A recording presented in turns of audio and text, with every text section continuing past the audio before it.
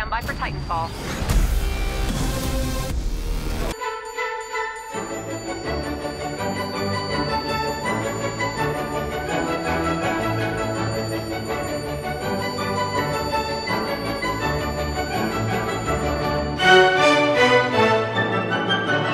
The campaign story is cliched and a mashup of years of military fiction.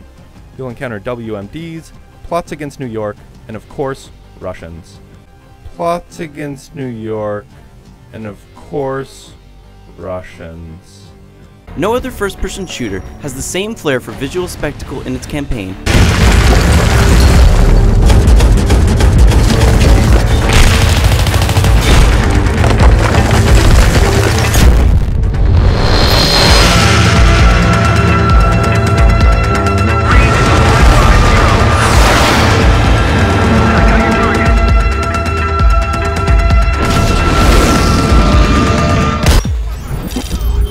Single-player campaign and Spec Ops mode just add value to the overall package, creating something that's far from perfect, but also too damn addicting to pass up.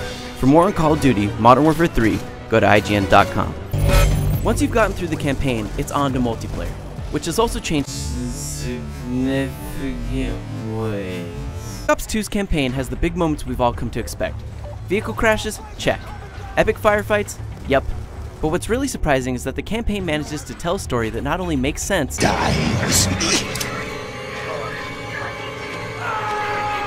What?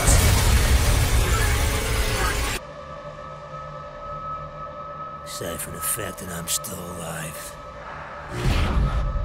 getting those endorphin rushes as you constantly level up and unlock items for your loadout.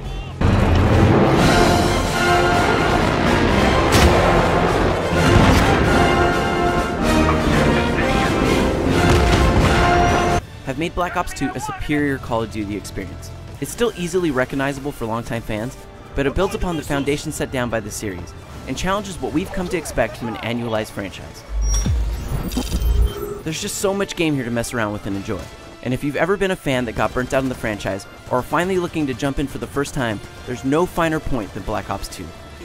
The set pieces never failed to grab me, and playing through level after level feels like a crazy roller coaster. I found myself wishing for more evocative storytelling than explosive spectacle. The campaign is made up of some of the most memorable and varied in the series. You don't simply blast your way through waves of enemies, you rappel down buildings, pilot choppers, drive tanks, have firefights in space, play as a dog, and avoid getting eaten by sharks. The story of a mounting war between the Chinese, Americans, and Russians is meant to be this evocative and emotional experience for your squad, but it ends up as nonsense that lacks the subtlety and grace necessary to create empathy. This whole time, you were one of them. You're Ghost. Try the Ghost! That's your commanding officer! Ghost ranks among the upper echelon of Call of Duty games. It risks overcomplicating things, but the sweeping revisions to multiplayer character customization, balance, and game modes keep things fresh without losing sight of the consistently fast-paced gameplay that makes it fun to begin with. Plus, its longer, tougher single-player campaign and surprisingly fun co-op modes make for a good break from the competitive online battle.